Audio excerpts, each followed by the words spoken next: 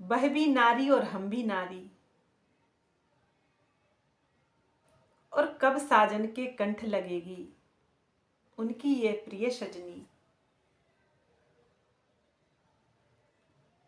लेकिन वास्तव में यदि उस मूल मिलावे का, उस पूर्ण ब्रह्म का ध्यान किया जाए, चितवन में डूबा जाए, तो माया हमारी दासी हो जाती है।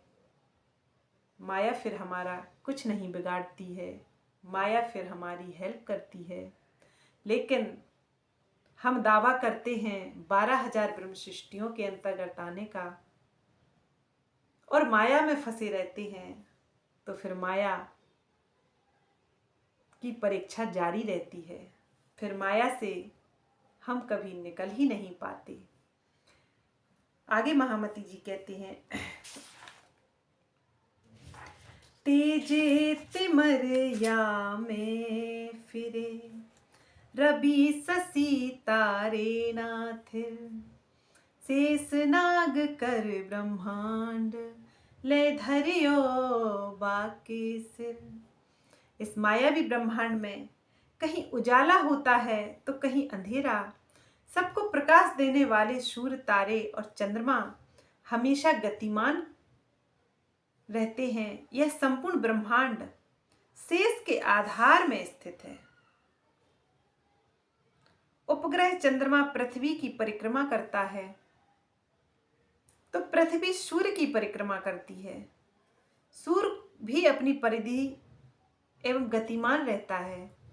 इस ब्रह्मांड में अणु, परमाणु, सौर मंडल एवं आकाश गंगाएं किसी न किसी रूप में गतिमान हैं। शेषनाग के सिर पर पृथ्वी का स्थित होना पौराणिक कथन है। अक्षरातिशीराज जी, प्राणनाथ जी का नहीं।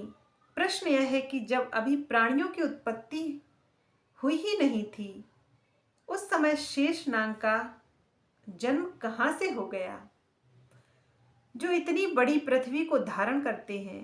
वस्तुतः शेष का अर्थ होता है शून्य, और शून्य का तात्पर्य निराकार आकाश से है। इस आकाश में सभी ग्रह, नक्षत्र आकर्षण शक्ति के द्वारा स्थित हैं। यदि पृथ्वी का बोझ शेषनाग उठाए रहते हैं, तो पृथ्वी से 13 लाख गुना बड़ा सूर्य है। उसका भार भला कौन उठा सकता है? यह कौन सा नाग या कौन सा सर्प उठा सकता है? इसलिए शेष को लोगों ने नाग के रूप में अर्थ किया या जाना, लेकिन शेष का अर्थ महामती जी कहते हैं शून्य होता है। और शून्य निराकार से ही, उसकी शक्ति से ही यह सारा ब्रह्मांड टिका हुआ है।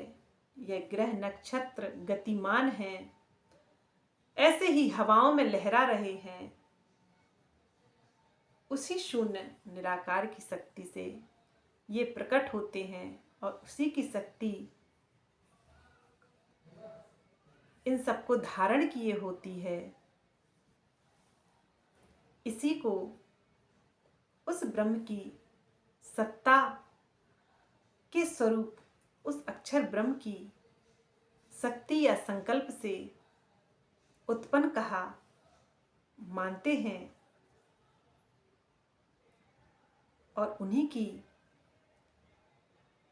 यह मूल प्रकृति का विस्तार है। सुंदर साथ जी 26वां प्रकरण अभी रह गया है। इसका मंथन हम कल करेंगे। बोलिए प्राणनाथ प्यारे की जय। प्रेम प्रणाम जी सुंदर साथ जी।